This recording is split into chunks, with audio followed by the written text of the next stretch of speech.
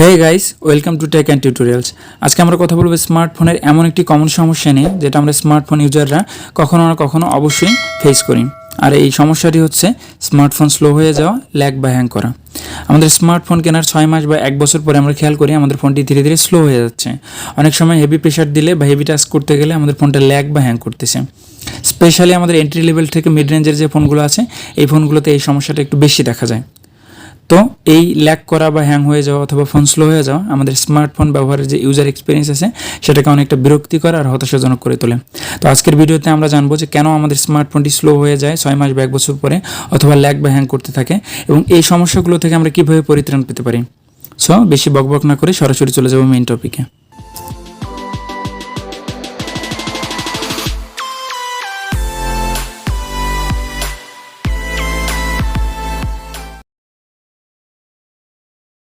Smartphone slow হয়ে যাওয়ার প্রথম এবং অন্যতম প্রধান একটি কারণ হচ্ছে ইন্টারনাল স্টোরেজ ফুল হয়ে যাওয়া। অর্থাৎ আমাদের ফোনের যে ইন্টারনাল স্টোরেজ আছে বা যেটাকে আমরা ফোন মেমোরিও বলি সেটা যদি ফুল হয়ে যায় তাহলে ফোন স্লো হয়ে যায় এবং হেভি কোনো প্রেশার পড়লে সেটা ল্যাগ বা হ্যাংও করতে পারে। আমাদের সচরাচর কী হয় যে আমরা বিভিন্ন ধরনের ডাটা যেমন ভিডিওস, পিকচার্স, ডকুমেন্টস ইত্যাদি আমাদের ইন্টারনাল স্টোরেজে সেভ করতে করতে একসময় এমন হয় যে আমাদের ইন্টারনাল স্টোরেজ বা ফোন মেমোরি প্রায় ফুল হয়ে যায় এবং সেখানে হার্ডলি 1 GB 500 MB এরকম বেঁচে থাকে। তো এরকম হলে আপনার ফোন অবশ্যই স্লো হয়ে যাবে এবং হেভি প্রেশার পড়লে সেটা ল্যাগ বা হ্যাংও করতে থাকবে। তো এর জন্যে অবশ্যই আপনার ফোনের যে ইন্টারনাল স্টোরেজ আছে বা ফোন মেমোরি আছে তার স্পেস বেশ কিছুটা সবসময় ফাঁকা রাখুন। আর আপনার ফোনের যে ডাটা আছে, পিকচার্স, ভিডিওস বা ডকুমেন্টস, এগুলো আপনার ফোনের যে গুগল ড্রাইভ আছে সেখানে আপনি আপলোড করে রাখতে পারেন।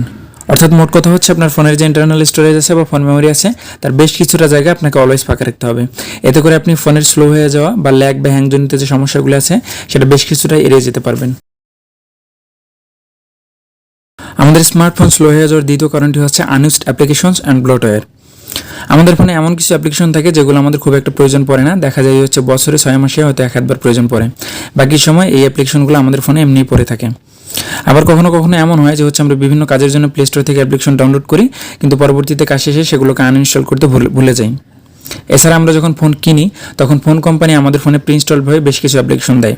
তো এই অ্যাপ্লিকেশনগুলোর মধ্যে কিছু অ্যাপ্লিকেশন আছে কাজে লাগে, বাকি বেশিরভাগ অ্যাপ্লিকেশনই আমাদের কোনো কাজে লাগে না, সেগুলোকে ব্লোটওয়্যার বলে। আর এই ব্লোটওয়্যারগুলো আনইনস্টল করা যায়, সেগুলো আমরা আনইনস্টল করতে ভুলে যাই। তো এই যে আনইউজড বিভিন্ন অ্যাপ্লিকেশন এবং ব্লোটওয়্যারগুলো আমাদের ফোনের যে র্যাম আছে সেই র্যামে বেশ কিছুটা জায়গা দখল করে রাখে, সাথে সাথে আমাদের ফোনের যে ইন্টারনাল স্টোরেজ আছে সেখানেও স্পেস দখল করে রাখে। এতে করে র্যাম রমের স্পিড কিছুটা কমে যায় এবং ফোন স্লো হয়ে যায়। তাই অবশ্যই আপনি আপনার ফোনের আনইউজড বিভিন্ন অ্যাপ্লিকেশনকে আইডেন্টিফাই করে সেগুলোকে আনইনস্টল করে দেবেন এবং কোম্পানির দেওয়া যে ব্লোটওয়্যারগুলো আছে সেগুলোকে আনইনস্টল করে দেবেন। এতে করে আপনার ফোন অনেকটা ফাস্ট এবং স্মুথ হবে। ফোন স্লো হয়ে যাওয়ার তৃতীয় কারণটি হচ্ছে using third party cleaner and battery saver application. Play স্টোরে বিভিন্ন ধরনের অ্যাপ্লিকেশন পাওয়া যায় ক্লিনার, ভাইরাস স্ক্যানার বা ব্যাটারি সেভার নামে। আমরা অনেকে এই ধরনের অ্যাপ্লিকেশনগুলোকে ব্যবহার করি আমাদের ফোন ক্লিন করার জন্য আর আমাদের ফোনের ব্যাটারি সেভ করার জন্য। কিন্তু সত্য কথা হচ্ছে এই ধরনের অ্যাপ্লিকেশনগুলো কখনোই আমাদের ফোনকে ক্লিন বা আমাদের ফোনের ব্যাটারি সেভ করতে পারে না, বরং এগুলোই অলওয়েজ আমাদের ফোনের ব্যাকগ্রাউন্ডে চলতে থাকে। এতে করে ব্যাটারি বেশি ড্রেন করে এবং আমাদের ফোনের যে ওভারঅল স্পিড আছে সেটাকে অনেকটা কমিয়ে দেয়। তো সর্বদাই এই ধরনের third party cleaner, virus scanner বা ব্যাটারি সেভার নামক অ্যাপ্লিকেশন ব্যবহার করা থেকে বিরত থাকুন। আপনার ফোনে ডিফল্টভাবে যে ক্লিনার অ্যাপ্লিকেশন এবং ব্যাটারি সেভারের অপশন দেওয়া আছে সেটা ব্যবহার করুন। এতে করেও আপনার ফোনের যে স্লো হওয়ার ব্যাপারটা সেটা অনেকটা কমে যাবে আর আপনার ফোন অলওয়েজ স্মুথ এবং ফাস্ট থাকবে। আমাদের স্মার্টফোন স্লো হয়ে যাওয়ার চতুর্থ কারণটি হচ্ছে অ্যানিমেশন বা অ্যানিমেশন স্কেল। আমরা জানি আমরা আমাদের ফোনে যখন কোনো অ্যাপ্লিকেশন ওপেন বা ক্লোজ করি তখন এক ধরনের অ্যানিমেশন শো করে, আর এই অ্যানিমেশনের কারণে অনেক সময় আমাদের ফোনটা ডিলে বা স্লো মনে হয়। মূলত এন্ট্রি লেভেল থেকে বাজেট সেগমেন্টের যে ফোনগুলো আছে সেই ফোনগুলোতে এই অ্যানিমেশনজনিত ডিলে বা স্লোনেস একটু বেশি দেখা যায়। তো এই সমস্যা থেকে পরিত্রাণের জন্য আমরা যেটা করতে পারি সেটা হচ্ছে আমাদের ফোনের যে অ্যানিমেশন বা অ্যানিমেশন স্কেল আছে সেটাকে একদম কমিয়ে দিতে পারি অথবা একেবারে অফ করে দিতে পারি। তো এই অ্যানিমেশন কমানো বা অফ করার জন্য আমাদের যেটা করতে হবে, প্রথমে সেটিংসে যেতে হবে, তারপর সেটিংসে সার্চ বারে গিয়ে সার্চ করতে হবে ডেভেলপার অপশন। ডেভেলপার অপশন বেশিরভাগ ফোনে ডিসেবল করা থাকে।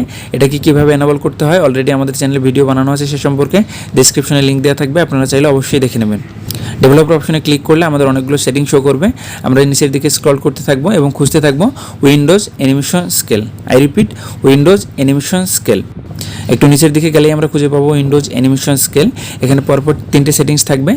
প্রথমটা হচ্ছে উইন্ডোজ অ্যানিমেশন স্কেল, তারপরে থাকবে ট্রানজিশন অ্যানিমেশন স্কেল এবং সবশেষেরটা থাকবে হচ্ছে অ্যানিমেটর ডিউরেশন স্কেল। পরপর এই তিনটির উপরেই ট্যাপ করে এখানে যে অ্যানিমেশন স্পিডটা আছে সেটা হচ্ছে ডিফল্টভাবে 1x বা তার বেশি করা থাকবে।